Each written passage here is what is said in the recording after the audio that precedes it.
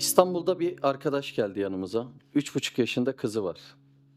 Dünyalar tatlısı. 3,5 yaşında bir kız. 2 yıldır kanser tedavisi görüyor. 3,5 yaşında kız. Ne kadar canı olur ki 3,5 yaşında bir kız? Kaç tane ameliyata girdiğini hesaplayamıyoruz diye anlatıyor. Kendisi de zaten çok şefkatli bir arkadaş. O çocuğun annesi de öyle şefkatlidir eminim. Kendisi şefkatli, çocuğun annesi öyle şefkatli. 2 yıl boyunca o masumu hastane köşelerinde gezdirip durmuşlar. Diyor ki tam çıkmıyor diyor. Yani arzu ettiğimiz sonuç sebepler planındaki denemelerimizde bir türlü diyor sonuç alamıyoruz diyor. Şimdi sebepler planında gözüken o ki insan elinden geleni yapıyor ama bir netice fazla çıkmıyor.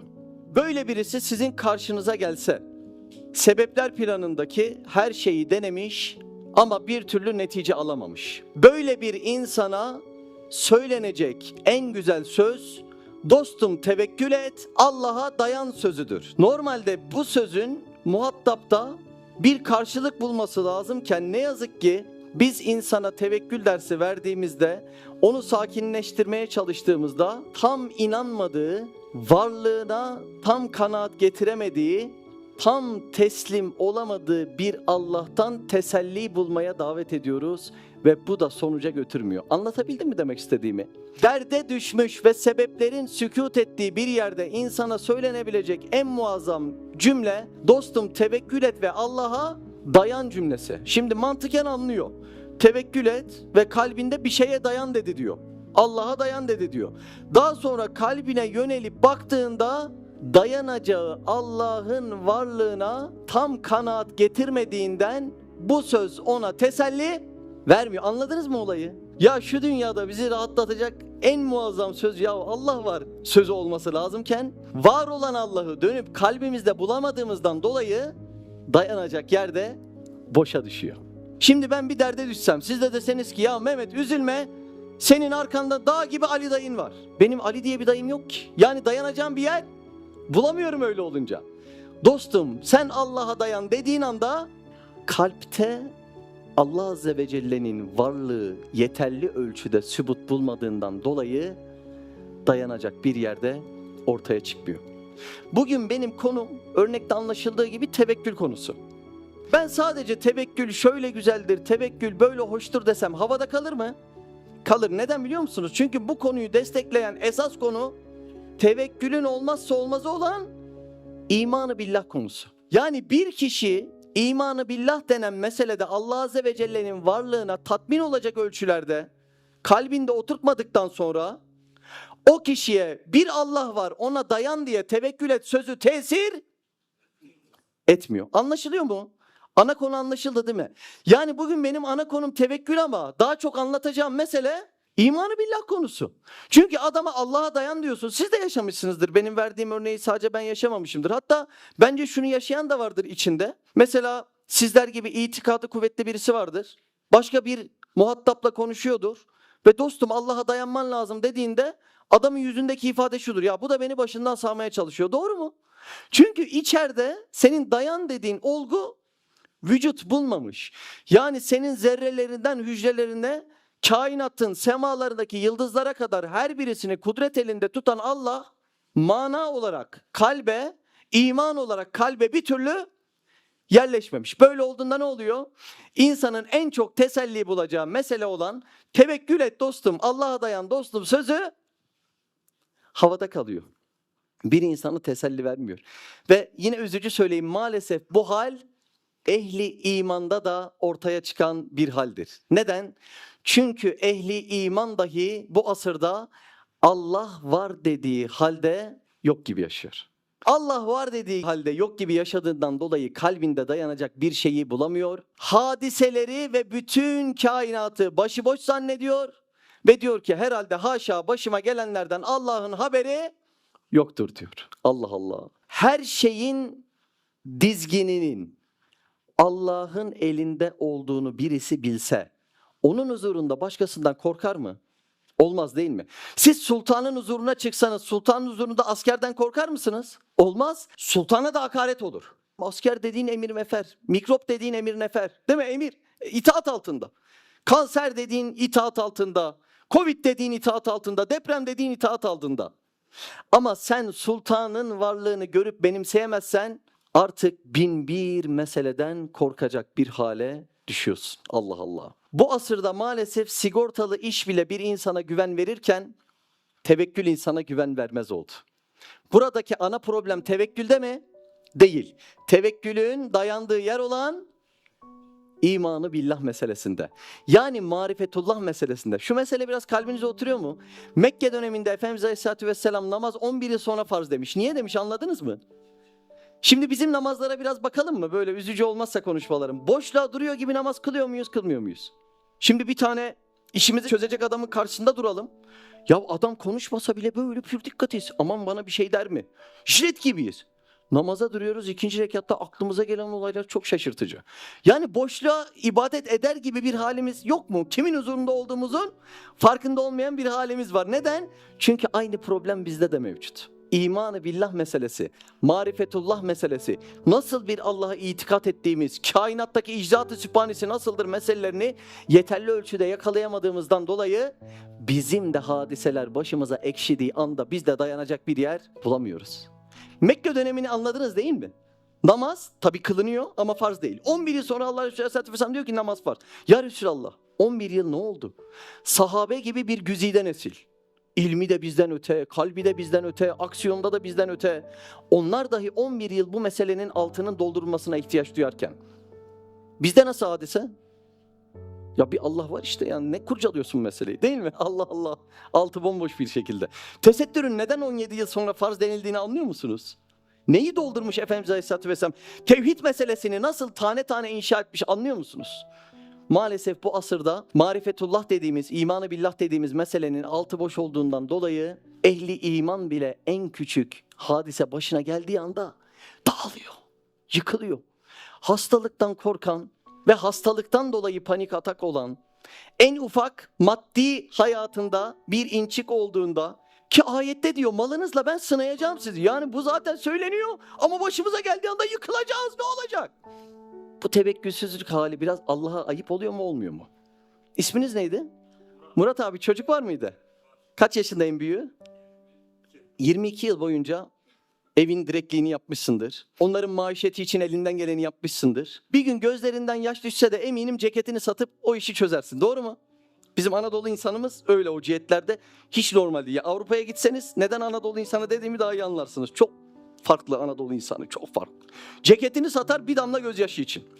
Şimdi senin 20 yaşındaki evladın bir gün apartmana çıksa, yetişin komşular yetişin, yarın babam beni aç bırakabilir, yetişin bana sahip çıkın, eyvah komşular başıma gelen diye bağırsa, hem rezil olursun hem yıkılırsın değil mi? Dersin ki ben seni 20 yıldır hangi gün aç bıraktım ki yarın bana bu güvensizliğin nereden hasıl oldu diye yıkılır ve hesap sorarız. Bir parça böyle rızkımızın çizelgesi değişiyor. Allah yarın bizi aç bırakacakmış gibi yıllarca bizi doyuran Allah.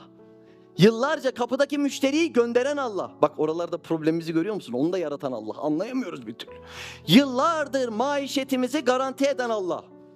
Sanki yarın bizi aç bırakacakmış gibi bir gidiyoruz ona şikayet ediyoruz. Kimi? Allah'ı değil mi, haşa? Bak olayı görüyor musun ya? Olayı görüyor musun? Bir babanın evladı çıksa apartmanda bağırsa yetişin komşular yarın beni babam aç bırakabilir diye. 20 yıl ya, ömrümü verdim sana, nasıl böyle bir şey benden beklersin diye yıkılır baba. Biz aynı şeyi Allah Azze ve Celle'ye yapıyoruz. En ufak denge değişiyor. Hocam şimdi bu manevi meselelerin yeri şimdi değil. Bildiğin gibi değil. Başımda işler var. Önce maişetimi, rızkımı çözmem lazım diye yine kimi geri plana atıyor? Allah Azze ve Celle'yi oluyor. Sen nasıl yıkılıyorsan Allah için de mesele çok ayıp olur mu? Olmaz mı? Demek ki Allah'a tevekkül edip dayanmak bir Müslüman için lüks meselesi değil, farz meselesi. Anladın mı? Burayı bir yıkmamız lazım. Ya geçen filanca birisinin cenazesine gittim, yakınını kaybettim, maşallah ne kadar metanette durdu diyoruz. Sanki adamın yaptığı lüks, yani metanette duran lüks, senin hiç öyle bir vazifen yok. Ya maşallah ne kadar tevekkül sahibi bir insan, nasıl metanette durdu, onu övüyor. Sanki bana böyle bir görev düşmüyor. Yani tevekkül lüks bir şey ve o lüks bir şey o kişide var ama bana olması gerekmiyor. Beyler, tevekkül lüks bir şey değil. Tevekkül imanın iktizası. İman belli ölçüde doğru inşa edildiği anda imanın doğuracağı şey mutlaka tevekkül ve teslimiyettir. Yani tersten okuyalım. Senin hadiseler karşısında tevekkül ve teslimiyetinde sarsıntılar oluyorsa problem yaşadığın yer Allah'ı tanıma, bilme, güvenme, dayanma noktalarıdır. Tevekkül bir Müslümanda lüks bir mesele değil, farz bir mesele. Anlaşılıyor değil mi? Nasıl güneş varsa ya canım ışık da vardır denilir. Nasıl güneş varsa ya her yer aydınlıktır denilir. İktiza diyoruz buna. Güneş varsa ışığın olması iktizadır. Güneş varsa her yerin aydınlanması iktizadır. İman varsa kişinin hadiseler karşısında dayanacağı Allah da lüks değil, iktizadır ya. Ama biz Allah Azze ve Celle'yi hakkıyla maalesef tanımıyoruz. Ben böyle işinin detaylarını ballandıra ballandıra anlatan insanları gördüğümde, bir sonraki konumuzda imana gelip biraz bocalama gördüğümde her seferinde çok üzülüyorum. Neden diyorum, neden? İşini dahi yaratan, kainatın sistemini döndüren Allah'a bu kadar ilgisizlik neden diyorum. Allah Azze ve Celle hakkıyla inanamıyoruz, kalbimizde de hakkıyla duyamıyoruz. İnandığımızı zannediyoruz maalesef. Bu yüzden de başımıza bir musibet geldiğinde korku her yerimizi sarıyor. Keşke sadece dünyada yaşadığımız korkuyla kalsa. Sende o tevekkül dünyada ortaya çıkmıyorsa, kabirde de o imanın karşılığını alamayacaksın demek. Tevekkülün lüks olduğunu zihinlerden çıkarmaya çalışıyorum. Tevekkül lüks değil, imanın iktizasıdır. Bu meseleyi çok iyi oturtmamız lazım. Şimdi burada farkında mısınız, konu tevekkül, ama buradan değil, sürekli imanı billah'tan anlatmak durumunda kalıyorum. O olmadan tevekkül mümkün olmuyor. Demek ki problemimiz imanımızın inşasında. İşte tam burada iman cihetinde mukallit kalıyoruz. Ne demek? Dededen arsa devralır gibi taklitten, atadan, öteden bir iman almışız. Lütfen cümleye dikkat edin. İmanın bütün parça taşlarını tek tek biz inşa etmemişiz. Meleklere iman meselesini bir gündem yapıp orayı inşa etmemişiz. Ahirete iman meselesi, ki Kur'an'ın en çok tahşidat yaptığı meseledir. En çok tahşidat yaptığı. Buna bir gündem, bir zaman ayırıp tek tek inşa etmemişiz. İmanın erkanlarının alt konuları olan bir dua meselesini gündem yapıp tek tek parçaları inşa etmemişiz. Atadan, öteden arsa devralır gibi bir iman almışız ama ne aldığımızın dahi farkında değiliz. Şimdi şuraya bir dikkat edebilir miyiz? Birçok ehli sünnet alim diyor ki biz taklidi iman kabul etmiyoruz diyor. Dehşet verici değil mi ya? Yani bir insan tek tek imanının yapı taşlarını kendi inşa etmediyse, her birisini belli başlı delillere dayandırmadıysa, bir kozalite mülahazasında, sebep sonuç ilişkisinde o imanı değerlendirmediyse, birçok ehl-i sünnet alim diyor ki biz o mukallit yapıyı iman olarak kabul etmiyoruz diyor. Şimdi Allahu alem diyeyim, kötü bir senaryoya geçeyim. Bu olay bize çarptı. Atadan öteden bir iman almışız. Hiç yapı taşlarını inşa etmemişiz. Bütün nazarımızı, dikkatimizi dünyanın işlerine yönel. Hepimiz ülke yönetiyoruz ya. Bütün dikkatimizi dünyanın işlerine vermişiz. Evimize vermişiz, eşimize vermişiz, çocuğumuza vermişiz. Allah ya işte biz çocukluktan aldık o dersi falan. Bunun yanında bir de o kişi namaz kılan birisi olduğunu düşün. Ahirete bir gidiyorsun, bu iman Allah Azze ve Celle'nin istediği iman değil diyorlar. Yani seni damgaladıkları hüküm namaz kılan bir kafir. Allah muhafaza. Nasıl olacak? Sizce bu yaşanmayacak mı? Yani bir gün namaz kılan bir kafiri kabirde, Allah hepimizi muhafaza buyursun, denk gelmeyecek mi? Yani bu Allah muhafaza çarpamaz mı imanı taklit halde olan birisine? Demek ki problemimiz, yani hadiseler karşısında dayanamama, bu panik ataklar, bu angoazlar, bu psikolojilerin bozulması keşke sadece dünyada böyle kalsa. Bu imanın da problemli olduğunu ve o problemli imanın kabir ve ahiret hayatını böyle inşa edeceğini gösteriyor. Konu sonsuza gidecek. Keşke bu dünyada kalsa. Ruhun yarasını, yani mana problemini maddi 2 tane ilaçla baskılayıp gün geçirmeye çalışıyoruz. Keşke bu kadarla kalsa. Kalıyor mu? Kalmıyor. Çünkü bu tevekkül hali Lüks değil. Yani bir Müslüman da var, güzel birinde yok. Olur canım. Ya öyle değil. İman varsa ikinci sırada olması gereken olay tevekkül meselesi. Birazdan yerinden de okuyacağım onu. Ama şunu tekrar hatırlatayım. Ehli sünnet alimlerinin bir kısmı taklit meselesini biz imandan kabul etmiyoruz diyor. Ve İmam-ı Azam Ebu Hanife de onlardan bir tanesidir. Çok problemler olan bir mesele. Şu noktadan tekrar konuyu taşıyayım. Şimdi tevekkül konusunu işleyeceğiz. Eve gideceksiniz. Hanımınız diyecek ki ne işlediniz? Ya tevekkül konusu işledik. Ne faydası var bu konunun? Ya ne olsun işte güzel bir mesele. Ya faydası sadece böyle güzel bir mesele deyip geçiştirecek konu değil. Tevekkülün faydası dünyayı manevi cennete çevirmesidir. Bir konu daha var, oturtalım mı zihnimizde? Kaç tane cennet var? 2. Dünyada manevi cennet, ahirette maddi cennet. Anladın mı? Kaç cennet var? 2 cennet var. Buna Üstad Hazretleri Risale-i Nur'da bir kelime kullanıyor. Var mı hatırlayan? Çok güzel, tebrik ederim. Saadeti dareyn. Anladın mı şimdi ne olduğunu? Bak, 2 cihanın saadeti demek. Diyor ki imanın içinde 2 cihanın saadeti var diyor Üstad Hazretleri. Neymiş o 2 cihanın saadeti? Dünyada manevi cennet, ahirette maddi cennet. Olaya bak, olaya. Peki dünyadaki manevi cenneti sağlayan özelliğin adı? Tevekkül. Bak şimdi. Bir insanı alsan, üstünü başını yırtsan, aç susuz bıraksan, evinden barkından sürsen, hicret etmek zorunda bıraksan. Nasıl bir hal? Çok fena bir hal. Böyle bir insan mutlu olduğunu iddia etse şaşırır mısın? Ne diyor bu ya? Aç susuz kaldı, sevdiklerinden ayrı kaldı, başına gelmeyen hal kalmadı. Hala diyor ki ben mutluyum. Mekke döneminde sahabe efendilerimizin başına gelenler nasıl haller? Hiçbirimiz öylesini yaşamamışızdır. 1. Habeşistan hicretini düşünün. İlk 5 yılda sahabe efendilerimizin başına gelen işkenceleri düşünün. 1. Habeşistan hicretinde Osman bin Affan gibi, bak Ümeyyeoğulları, geleceğin Emevileri. Yani öyle köklü bir sülalenin ferdi. Ticarette Mekke ticaretinin 1/3 elinde.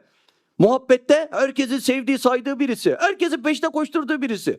Çile ve sıkıntılardan hicret etmek zorunda kalıyor ailesiyle birlikte. 5. yıl 1. Habeşistan'da.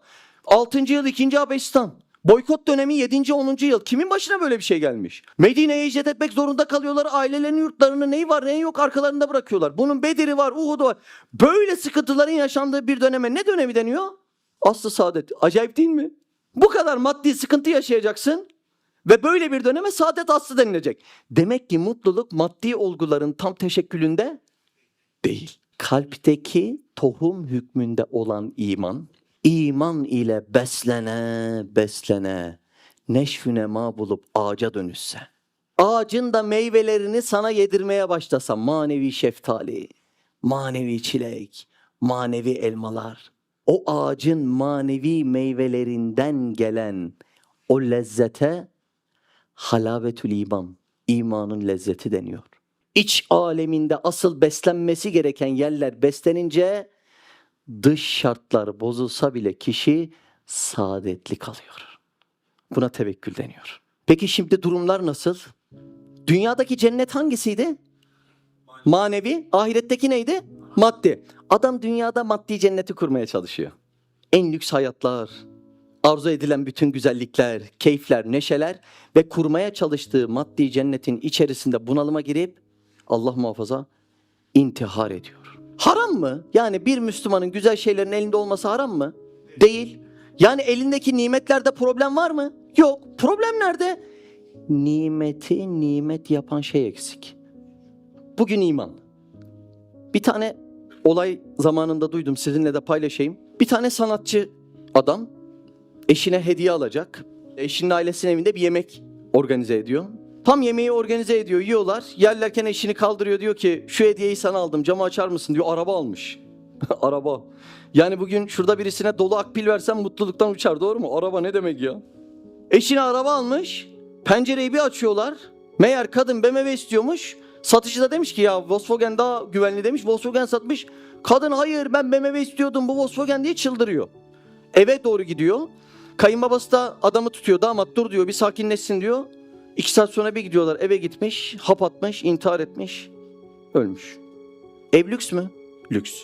Araba lüks mü? Lüks. Ama ruh lüks değil. Sorun orada. Manevi cennet kelimesi oturuyor mu? Ev lüks, araba lüks. Olsun da haram değil, güzel olsun. Ama bir şey olmadıktan sonra olmuyor. Ne o?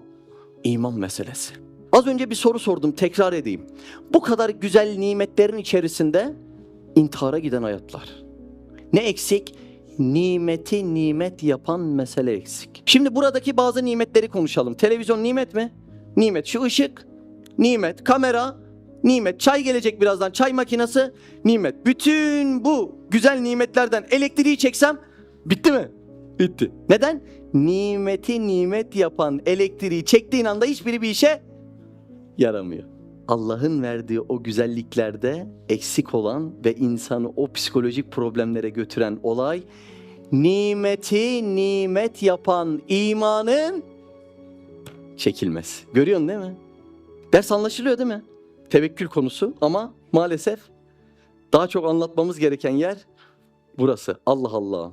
Bir insandan o nimeti nimet yapan özelliği çektiğiniz anda, yani imanı çektiğiniz anda öksüz kalır, garip kalır, nereye sığınacağını bilmez, kime gideceğini bilmez. En küçük mikroptan dünyalar kadar korkar hale gelir. En çok korktuğu mesele de ölüm meselesi olur. Kendinin ölümünden ziyade Allah'ı hesaba katmadan dayandığı insanların ölümü. Doğru mu? Çocuğunun, bu kadar iş ve imkanı sağlayan babasının, bütün duygularını akıttığı eşinin ilahir. Ölüm meselesi imansız çekilecek çile değildir. Mesela anneler evlatları için nasıl fedakar, anlaması bile mümkün değil. Böyle fedakarlık yoktur. Yani bir gün birisi silah çekse bir anne evladı için önüne atlar mı? Atlar ama kabre giremez. Bir anne bile evladı için kabre giremez. Öyle bir mesele ki kabir meselesi. Bambaşka bir mesele. Bir gün birisini gördüm, sevdiği birisini kaybetmiş, tırnaklarıyla toprağa kazıyor. Gidemezsin, dönmen lazım. Burada terk edemezsin şimdi, çıldırmış. O gün imansızlığın ne kadar zor olduğunu öyle anladım. O gün anladım. Çünkü bunu yazıda anlamakla yaşamak çok başka. O gün anladım. Dedim bu kadar mı zormuş bir imansızlık, bu kadar zormuş. Tırnaklarıyla. Şimdi gitmeyecek mi sevdiklerimiz? Yeryüzünde ölmeyen bir hamsi balığı var mı? Yok ya. Bir tane varsa iptal edelim davayı, kapatıp çay içip eğlenelim. Yok ya.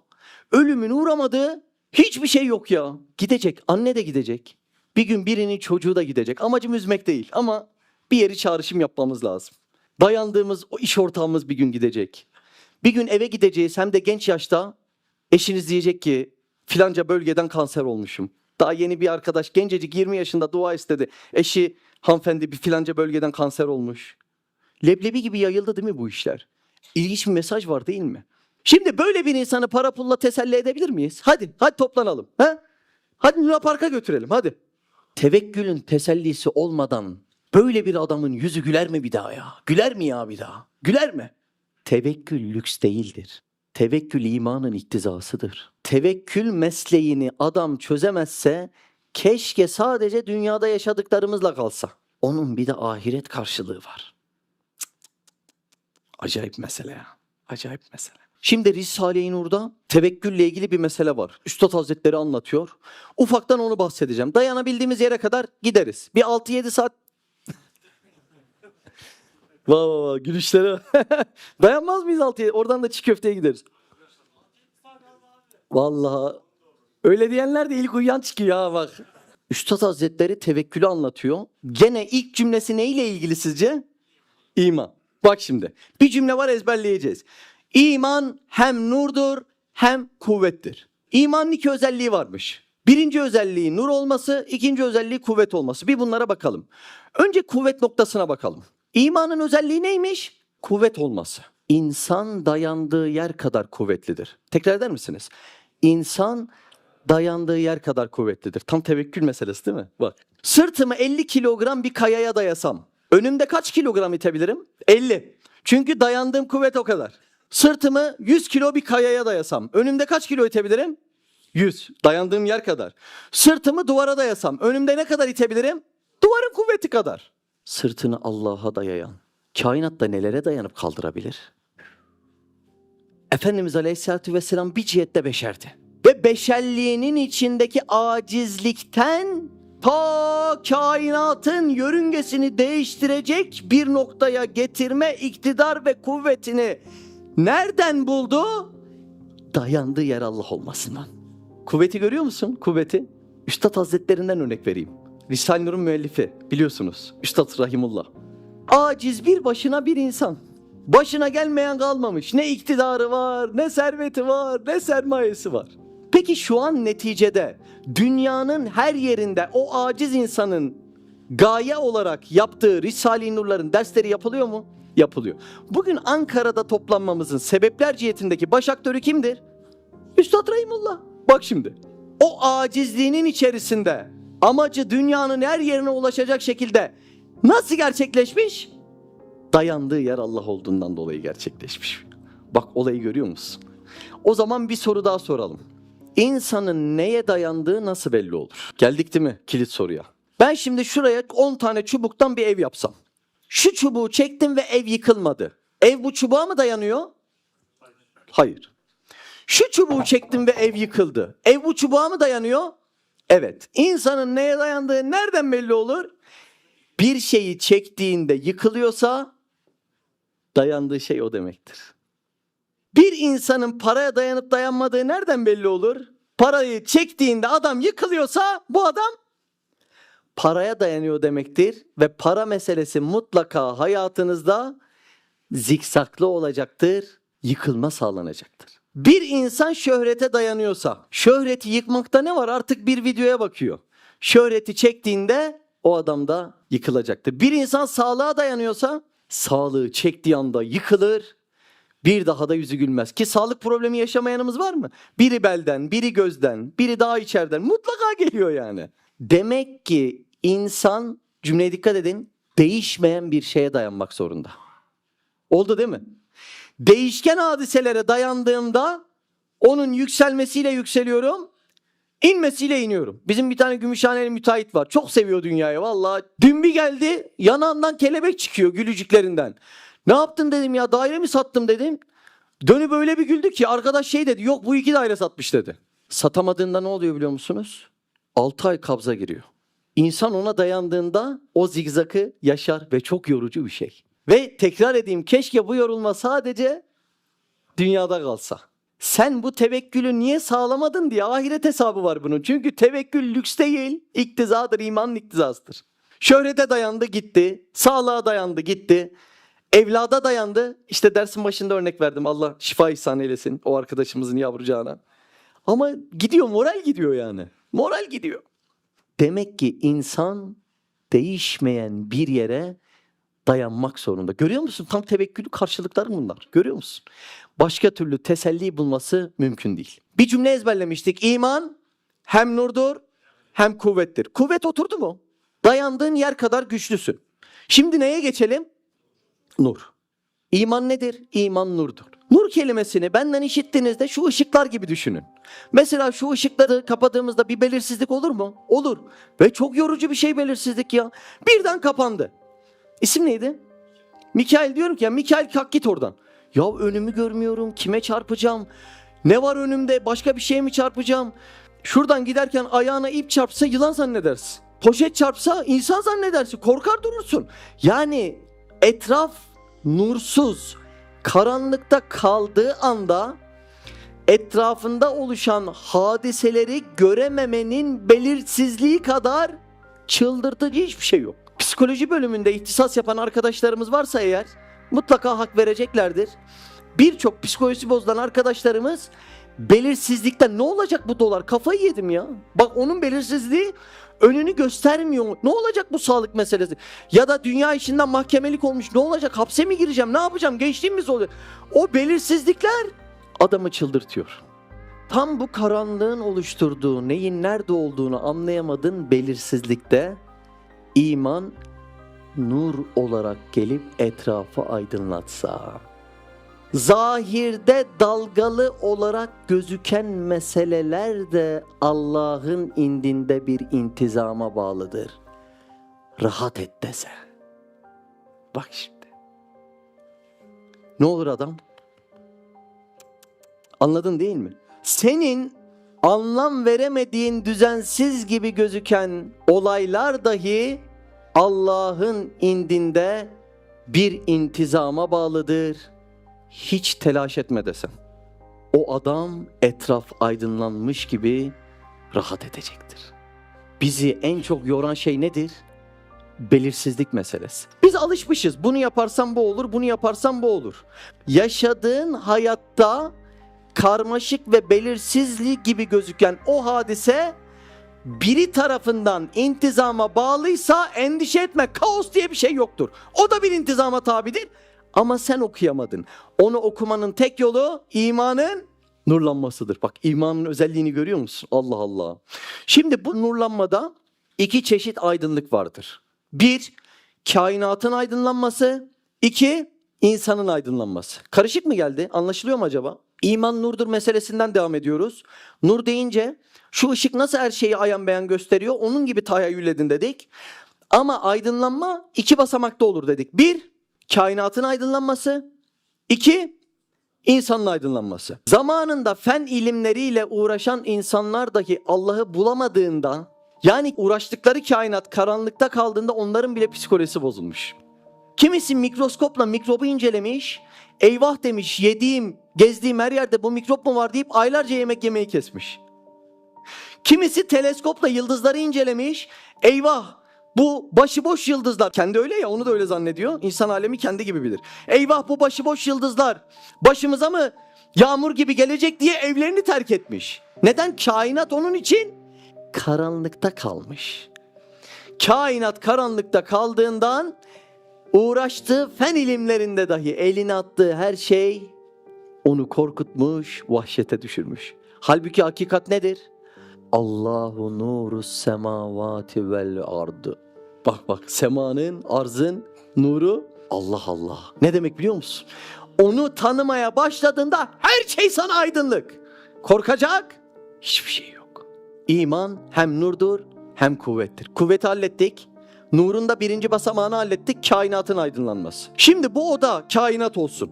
Kainat aydınlansa ama ben aydınlanmasam yeter mi? Yetmez. Demek ki önce kainat aydınlanacak, sonra insan aydınlanacak. Geldik insanın aydınlanması ne demek? Bak, tevekkül buralardan geçiyormuş. Allah Azze ve Celle'nin ilahi duygularına şuunat-ı ilahi denir. İlahi haller demektir. Bizde de duygu var, Allah'ta da şuunat-ı ilahi var ama haşa biz gibi değil. Biz tabirinde aciziz. Mesela bizdeki cömertlik duygusu nereden geliyor? Allah'ın Cud isminden. Bak, bizdeki adalet duygusu nereden geldi? Allah'ın Adıl isminden. Yoksa bu duyguları nereden bulacağız biz? Hangi çarşı pazarda satılıyor? Merkezde olmayan bize gelebilir mi?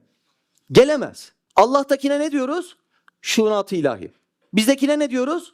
Duygu, yani latife. Bizdekine ne diyoruz? Duygu, latife. Bir insanda kaç tane duygu vardır? Allah'ın ismi sayısınca. Neden? Her bir duygun bir esmayı anlamak için sana verilmiş. Cömert olmayan Cud ismini ne bilsin? Hikmetle hareket etmeyen Hakim ismini ne bilsin? Demek ki kainatın en önemli amacı men arafe nefsehu fakat arafe rabbehu. Kendini bilip Rabbini bilmeye çalışacaksın. Ya ah, keşke var ya, keşke bir gün böyle aksakallı biri şu kapıdan çıksa, ey Mehmet evladım dile ne dilersen dese, derim ki ya şu konuyu bütün ders kitaplarına bir koysanız sonra da rahat kalple ölsek. Ya o kadar önemli bir konu ki, imanın özü bir konu. Sana verilen duygular Allah'ı tanımak için. Kainatta gönderilmenin birinci sebebi namaz değil. Birinci sebebi oruç değil. Birinci sebebi kendi duygularını keşfede ede Allah'ın isimlerini, yani şuunat-ı ilahi tanıma meselen. Tam iman bu işte. Tam.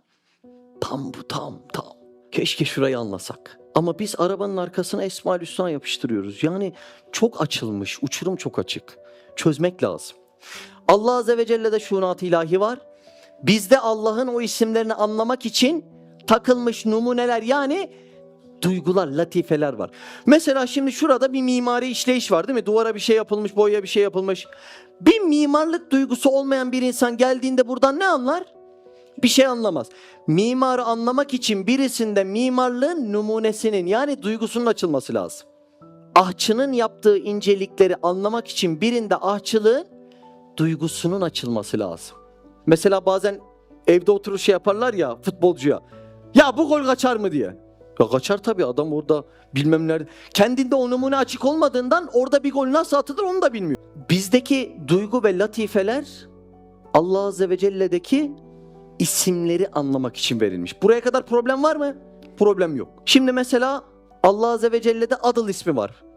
Biz adalet duygusundaki payımızı büyüttükçe Allah'ın Adıl ismini ancak öyle anlayabiliriz. Konu ezber değil sadece, anladın değil mi? Mesela bir örnek vereyim.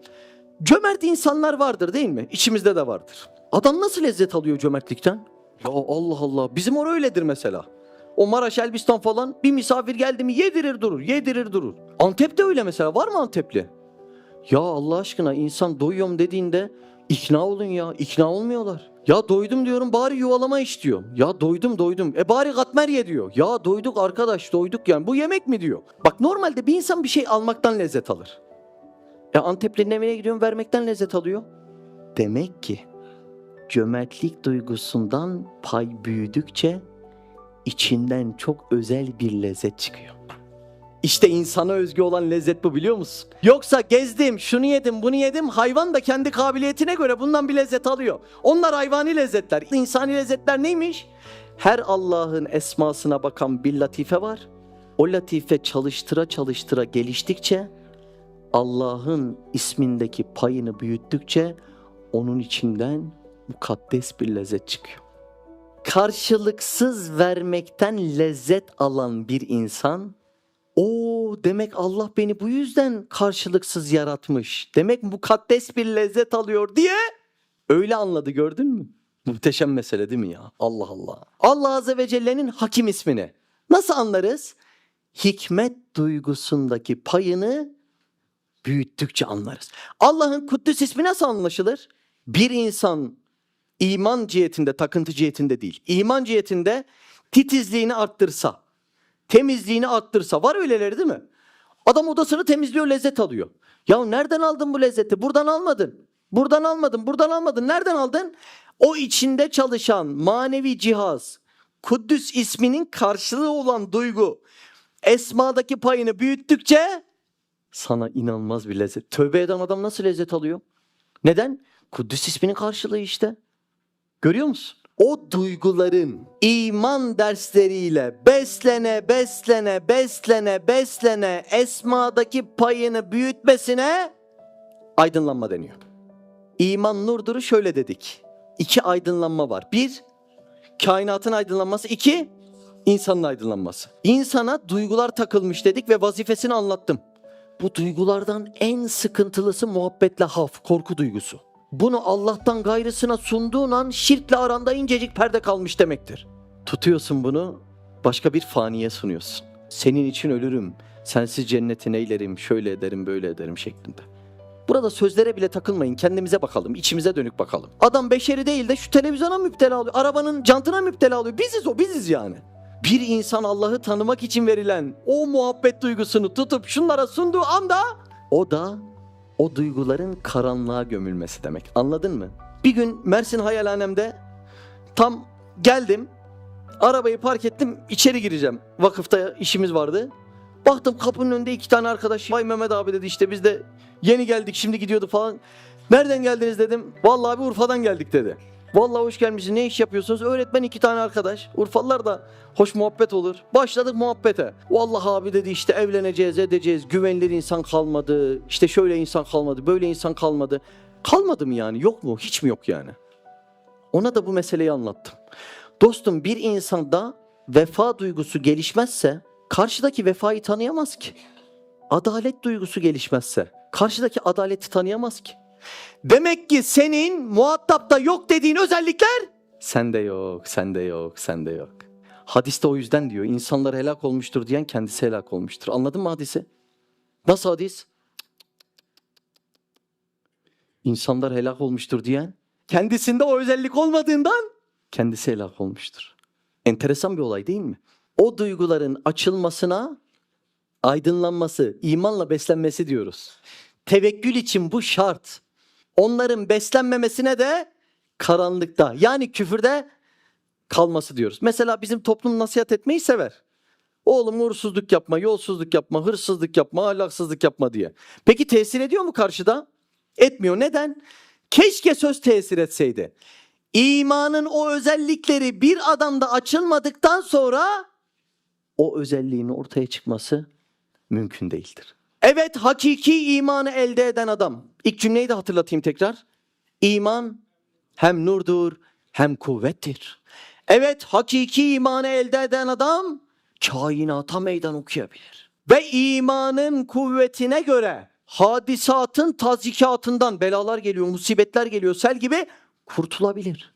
Dünyada maddi şartları kuvvetli olan insanlar mı belalardan kurtulabilir? Kim Allah'a ne kadar kuvvetli dayandıysa o insan kurtulabilir. Bak şimdi. Peki biz bu cümleden imanımızın hakiki olup olmadığını anlayabilir miyiz? Anlarız. Allah Azze ve Celle bizzat ve kasten başına bazı imtihanlar gönderdi. Sen de birden evhama kalboldun, yıkıldın, öldün, bittim dedin. O dayanıksızlık hali senin bu imtihanda kaldığının göstergesi. Bir hoca talebesine bolca ders anlatır mı? Anlatır.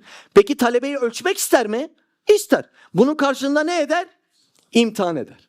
Allah Azze ve Celle de o imanında bu özellikler açılmış mı, duygular diye bir anda musibeti gönderiyor. Biz de Allah'tan gelen musibetten dolayı dönüp Allah'a tekrar sığınacağımıza vaveyla edip başkalarının kapılarında son nefesi veriyoruz. Sultanın huzurundayken vezirin eline yapışırsan, vezir efendi yardım et bahtıma düştüm diye, sultan seni vezirin eliyle tokatlatır. Allah'ın huzurunda gel bana dayan diye gönderdiği imtihanlardan Allah'a değil de tutup başka sebeplere dayandığın halde Allah onların eliyle seni tokatlıyor işte. Olayı anladınız değil mi? Yaptığımız cüretkarlık oluyor değil mi?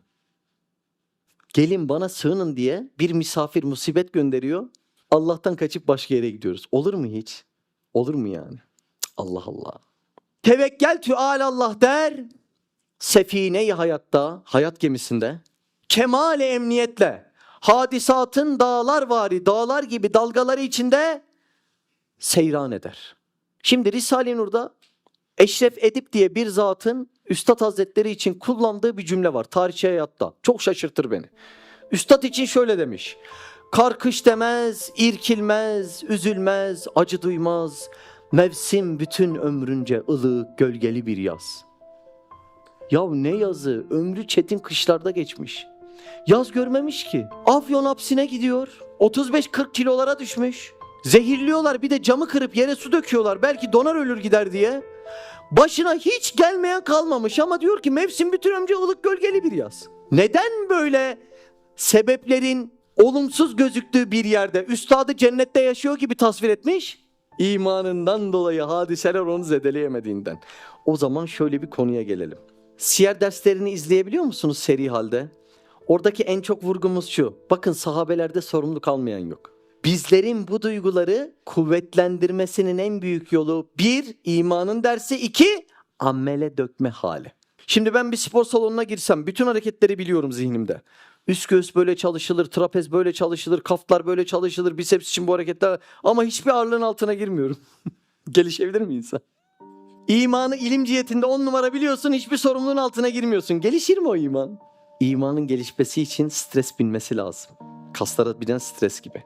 Allah Azze ve Celle'nin musibetleri göndermesi haşa ve kella Allah zalim olduğundan değil, senin imanın böyle gelişeceğinden. Acayip mesele değil mi ya?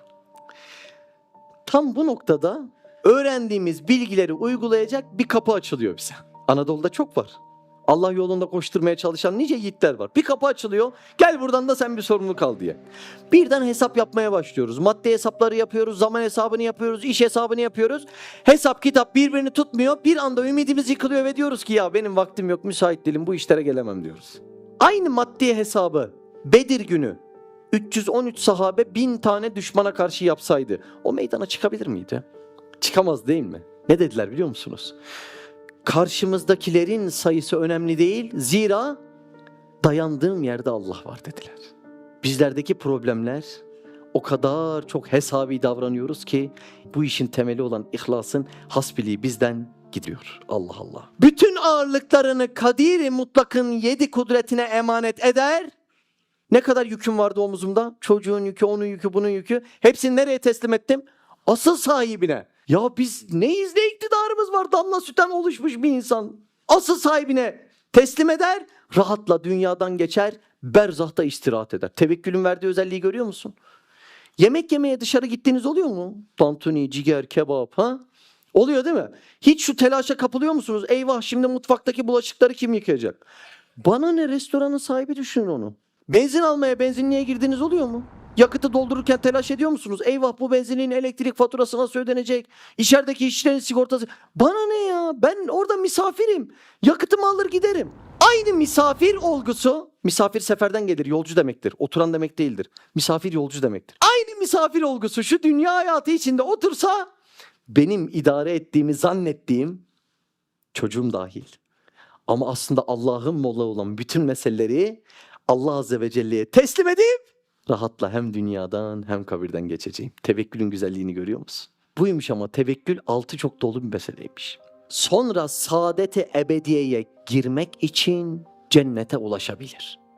Dünyanın bela yükleriyle ulaşmak mümkün değil. Onları sahibine teslim edip tevekkül etmek şart. Bunu yaptıktan sonra kabri geçip cennete ulaşmak var.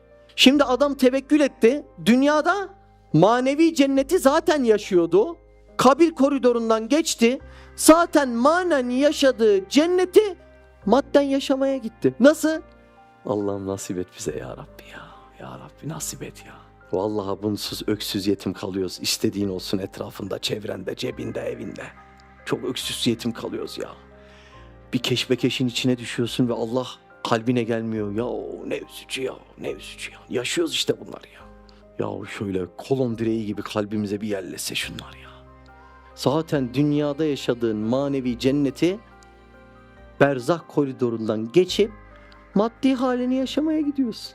Bak bak bak, imana bak, imana. Yoksa tevekkül etmezse dünyanın ağırlıkları uçmasına değil, belki esfeli safiline çeker. Cehennemin dibi yani. Şimdi olayın şartlı kısmını anlıyorsunuz değil mi? Çok acayip bir mesele. Dünyanın ağırlıkları dibe çeker. Denizin bir kuralı vardır. Denizde denize güvenmeyip çırpınmaya başlarsan boğulursun. Denize güvenip şöyle üstüne yatarsan seni mutlulukla taşır. Hastanenin de aynı kuralı vardır. Kazım Hoca burada mı? Üst katta mı? Bizim doktor Kazım abi var da Mersin'de. Adamı serumcu başı yaptık, doktor adamı. Hayalde herkes abi kötüyüm bir serum bağladı. Doktorlar bir hastayı kurtarmak için şurada küçük bir kesik alacak. O kesik de imtihan. Bela geldi ya, küçük bir kesik. Oradaki uru sökmek için. Tam o esnada güvenmezsem, çırpınmaya başlarsam bir kesikle kalkacağım masadan 20 kesikle birlikte kalkar giderim. Bu da beni esfeli safiline çeker diyor. Şu cümleye dikkat eder misiniz? Biraz yoruldunuz biliyorum ama iktiza kelimesini anladınız değil mi? O varsa devamı geliyor. Şimdi diyor ki Üstad Hazretleri burada. Demek iman tevhidi. Tevhid teslimi. Teslim tevekkülü. Tevekkül de saadeti dareyni iktiza eder. Bir inşaatın sırası var ya. Adam önce kazıyor. Sonra bohçalıyor. Temeli çıkıyor. Su basmaz, sonra kolonlar. Aynı öyle iman kafama göre gideyim denecek iş değil. Sırası, sistematiği, tane tane belirli bir şey. İşte oradaki sırayı anlatıyor. Demek iman tevhidi. Tevhid teslimi. Teslim tevekkülü. Tevekkül saadeti dareyni, iki cihanın saadetini iktiza eder. Yani senin iraden dışı bunlar zaten gerçekleşir. İmanın o noktasını yaşayan bir insan aman dur da ben bir mutlu olayım diye bir şey demez. İradesi dışı mutlu olmak zorundadır. Çünkü imanı o kadar kuvvetlidir. Nasıl olay değil mi ya? Ülkenin geçim kaynağının %40'ı dış yardımlar. Düşünebiliyor musun? %99'u Müslüman bir ülke. Ama yıllardır Fransız sömürgesinde bir ülke. Bir 8-10 ay önce Fransızları kovmuşlar. İlahir. Uzak köylerin birçoğunda para kullanımı yok. Nijer'deki birkaç polisin ayağında ayakkabı gördüm. Onun haricinde memleketin yarısında terlik, yarısında o da yok. Köylere girdik. Bir de merkeze yakın köylerde su kuyusu yine var. Ötekinde o da yok. Memleketin yarısı daha ömründe temiz su içmemiş. Hep bulanık su. Koyunların, kuzuların, ineklerin tamamı çöpten besleniyor. Besleneceği bir otlak da yok. O yüzden etini ye, çok yağsız bir et, böyle zor çiğneniyor. O eti de alıyorlar, ya balığı ya eti. Şöyle kesiyorlar. Şöyle bir köz yapmış. Onu da pişirmiş. Artık 2 haftada mı satılır, 3 haftada mı, 5 haftada mı, ne zaman satılırsa o zaman alıp yiyor insanlar. Yani yok gerçekten. Felsefesini yapacağım bir yokluk bile yok. Yok yani, ellerinde bir şey yok. Gittiğimde de onun paylaşımlarını yaptım. WhatsApp'tan paylaştım, Instagram'dan paylaştım. Eşim dostum aramaya başladı. Ya Mehmet, sen anlattığına göre bu adamların elinde hiçbir şey yok. Ya nasıl bu kadar mutlular? Bir sordu, iki sordu, üç sordu. Aynı soruyu ben soruyorum sürekli kendime. Subhanallah diyorum. Bu kadar yokluk içerisinde ya çocukların mutluluğunu gör. Vallahi ısırasın gelir hepsini. Böyle koşturuyorlar etrafında. Yok yok. Ne terlik var, ne üst baş var. Bir tane eve girdim. Liften çadır. Böyle bir ufak kabile. Bir de reisleri var. Bir köşede koğuşlanmışlar. Şey de yok. Tuğla da yok. Liften çadır.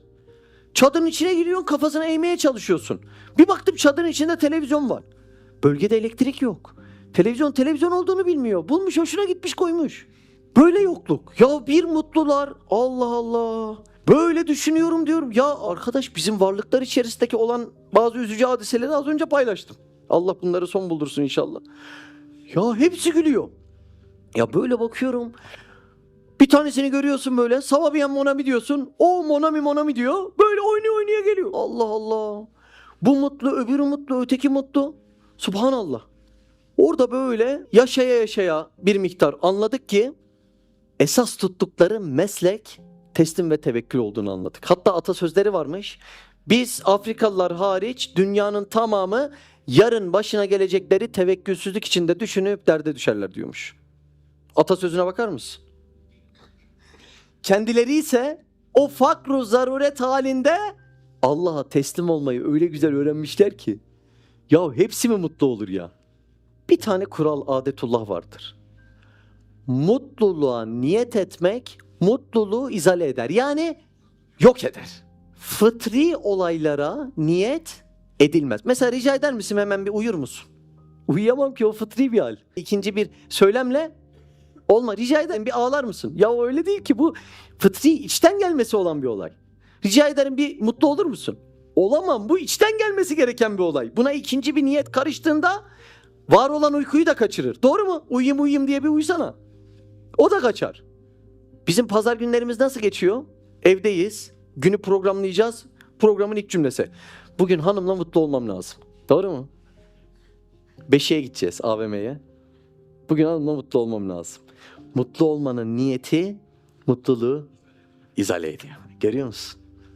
Oradaki %99'u Müslüman olan o Nijer'deki insanlarda da böyle bir niyet hali, ikinci niyet hali olmadığından fıtri hallerindeki tevekkül ve teslim onları mutluluğa kalbetmiş. Bir güzeller, Allah esirgesin. Allah yeniden oralara bu Anadolu insanını yetiştirsin. Ama mana anlaşıldı herhalde, değil mi? Daha 2 saatlik daha dersim var ama şey yapmayın. Sizleri böyle görmek çok güzel. Allah daim etsin. Şeylerde de böyle anladınız değil mi? Yani bunu formül halinde çözüp anlamak birbirimizle fotoğraftan daha önemli. Şöyle mi böyle mi? Ya onlar da güzel de konu o değil. Bunlar bize çok lazım. O yüzden derslerden sonra böyle bir bunları sistem kafamıza kodlayacak şekilde düşünmemiz lazım. Kabirde birbirimizde olan bazı şeyler bile işe yaramayabilir. Ama tek işe yarayacak şey bu iman meselesidir. Ders bitince bile bir anda dikkatinizi dağıtmamanızı öneriyorum. Şöyle bir durup belli başlı notlar alıp, siz not alıyorsunuz değil mi mesela? Tebrik ediyoruz. Gerçekten öyle yapılması lazım. Yani çünkü onu örmem lazım ki ihtiyaç olduğu anda ben onu kullanabileyim. Şimdi bunların her biri ilaç değil mi? Evet. Kur'an eczanesinin ilaçları. Bir eczacıya gittiğinde ilaçları rafın her birisinde tane tane biliyor. Şu hastalığım var, şu raftan alayım. Bu hastalığım var, bu raftan alayım. Bizim başımıza bir şey geliyor, aman Perşembe Yasin çevir. O kadar mı Kur'an ya? Her bir meseleyi gerekli şekilde raflara dizeceğiz. Tane tane o hastalığa düçar olunca kullanacağız. Bu yüzden dikkatleri lütfen dağıtmayın. Bu meseleleri sindirip hazmetip kullanılabilir hale getirmek birbirimizi bir kez fazladan görmekten daha önemli. Ana konu burada kalsın, olur mu? Çünkü yani bu dersten sonra ortak bir derde girmek istiyorum. Yani belki olur, insan muhatapların herkesinin bir beklentisi oluyor. Benim de var ama. Benim beklentim de ya şuradan düşünmeye dalalım. Karşılaştığımızda bu imanı konuşalım. Buralardan dertlenelim. Ya o ne konuydu o ya? O tevekkül var ya. Bir ay üstünde düşündüm durdum. Ya bunları da, bu da benim beklentim yani. Ben de bunları duymak istiyorum. Vallahi kabirde bu lazım olacak. O yüzden dikkatleri burada verelim diye çok muradım var. Eğer burayı yakalarsak, başımıza bir şeyler geldiğinde felek tüm esbabı cefasını toplasın gelsin diye rahatı kalple cevap vereceğiz çünkü. Ya Sübhaneke la ilme lana illa ma allamtena inneke entel alimul hakim ve ahiru davana enelhamdülillahi rabbil alemin. El Fatiha ma salavat. Aleykümselam. İyi sağ olasın, seni sormalı. Hocam sağ olsun ben Kırgızistan'dan geldim. Öyle mi? Maşallah. İsmi neydi? Adalet. Adalet. Oo, seni anlattık az önce Adalet. Evet hocam öğrendim. Bunu annem vermişti. Öyle mi? Annem Türkçe bilmiyor ama sizin filminizde bu subtitreyle izliyor. Evet. Alt yazılardı. Alt yazıları. Sonra bunu git ona ver dedi size verdim. Allah Allah. Eyvallah. Teşekkür ediyoruz Adalet. Annenin ellerine sağlık. Teşekkür ederiz, hürmet ederiz. Bizden çok selamlar ilet anneye. Sağ olasın. Eyvallah Adalet. Görüşürüz inşallah. Selametle. Allah razı olsun. Amin.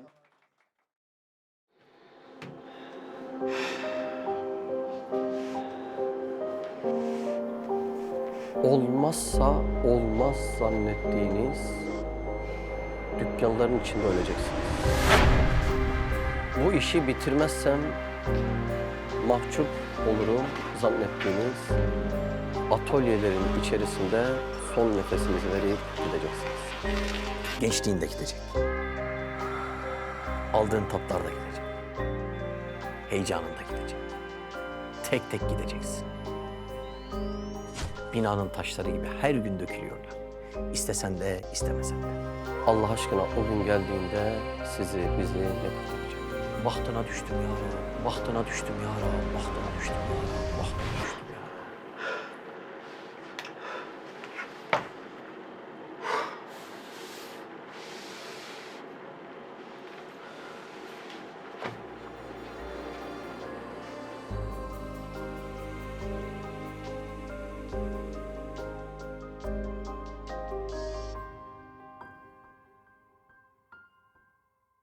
Siz de Hayalhanem'in yurt içi ve yurt dışı projelerine destek olmak için buradaki linke tıklayarak online bağışta bulunabilir veya aşağıdaki iletişim numaralarından bizlere ulaşabilirsiniz.